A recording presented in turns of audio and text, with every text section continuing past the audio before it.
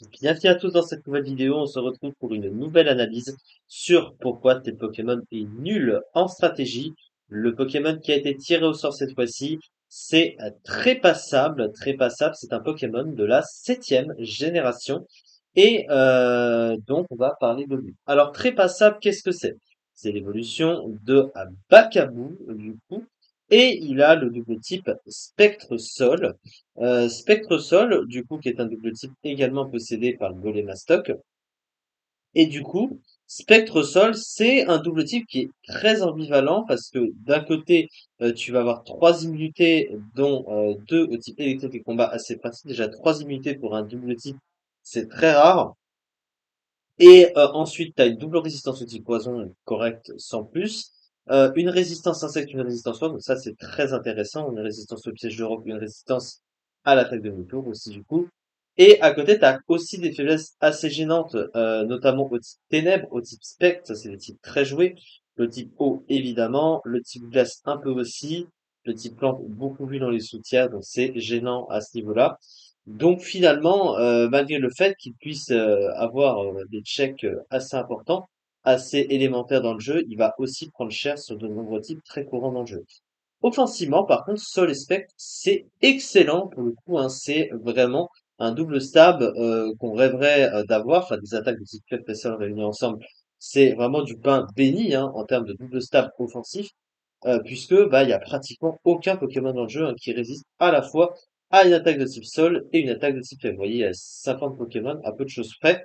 Ce qui fait que c'est assez facile de couvrir avec du coverage, puisque bah en général, si tu mets une attaque roche notamment, ça va faire une très bonne combinaison avec le type sol, et du coup, bah derrière, il n'y a rien qui va résister à la fois à une attaque roche, sol et spectre. Donc ça veut dire que tu peux, au niveau du move pool, te permettre de simplement utiliser les stabs et derrière mettre un peu ce que tu veux. Donc ça, c'est plutôt sympathique. Maintenant, au niveau de ses talents. Voile sable, le talent est banni puisque ça touche à l'esquive. Évidemment, sous la tempête de sable, ça booste l'esquive du Pokémon de 25%. Donc ça, c'est pas jouable dans les sous-tiers et dans les tiers sous le beurre. Maintenant, son seul talent utilisable, c'est Sable humide. Sable humide fait que quand il va recevoir une attaque de type eau, il va booster son attaque de 2 crans. C'est un talent qui est assez difficile à utiliser, déjà parce que ben, les attaques de type eau, globalement, elles vont être spéciales. Hein. Globalement, les Pokémon puissants de type eau sont spéciaux. Et bah, il a une faiblesse à ce type, hein, finalement. Et comme le Pokémon est extrêmement lent, bah, tu peux prendre facilement cher sur une attaque et avoir du mal à contre-attaquer derrière. Surtout que ça a boosté une défense qui finalement servira pratiquement à rien aussi, parce que si le Pokémon justement tape sur le spécial, ben t'as rien à, ça n'a aucun intérêt de booster tes points du coup. Et comme t'es très lent, tu vas facilement te faire dépasser derrière et tu vas avoir du mal à te soigner, à taper toi-même. Donc c'est un petit peu gâché parce que c'est vraiment pas bon ni avec les stats ni avec le fait bah, qu'il y ait évidemment cette faiblesse gênante au typo. Ensuite, au niveau des stats, ben c'est pas top top hein, comme stat globalement. Alors quand même, bon, il a une attaque spéciale qui est pas si mauvaise, mais sans pour un double type offensif comme ça, t'aurais préféré largement plus. Après, il a pas un bulk si mauvais, un 85, 110, 75, qui lui permet globalement de tanker, on va dire quelques attaques. Enfin, il a un bulk globalement solide, correct, on va dire. Donc c'est pas si mauvais que ça. Mais malgré tout, il a quand même des faiblesses assez gênantes. Donc, il peut quand même prendre assez cher d'attaques assez courantes. Il a une attaque de 75, donc ça c'est mauvais évidemment.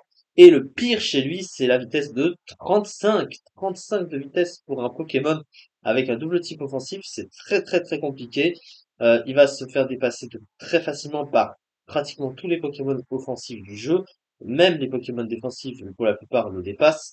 Donc très compliqué d'avoir cette vitesse et de pouvoir faire le taf clairement. Il y a des Pokémon qui s'en sortent, mais il n'a pas le double type clairement pour aller avec cette vitesse. Hein. C'est vraiment horrible, mais il va du coup se faire concurrencer par d'autres Pokémon de type Sol qui vont être plus rapides. Ensuite, au niveau de son Moukoul, c'est pas si mauvais comme Moukoul qu'il possède. Hein. Il a globalement d'assez bonnes choses. Alors déjà sur le plan des stats, bah, il a Force plus Ballon, donc ça c'est très très fort. À côté de ça, il a aussi une attaque signature, une attaque de soin qui s'appelle Shore Up. Shore Up qui va lui rendre la moitié de ses points de vie et plus si c'est sous la tempête de sable. Donc ça c'est assez intéressant, mais encore une fois que de sa lenteur très difficile à placer. Il a aussi accès à quelques autres trucs, mais pas non plus des masses de trucs, hein. Quelques attaques de courage par-ci par-là, voilà. Un move pool de soutien qui est limité quand même, hein. Il a pas énormément de trucs. Surtout, il a pas de setup, il a pas de setup, hein. Il a ni plénitude d'imagination, donc il peut pas booster ses dégâts. Difficile de soigner à cause de sa lenteur. Il a les pièges de rock, cela dit, mais c'est à peu près tout. Il peut pas faire grand-chose sur le terrain, donc un peu limité à ce niveau-là.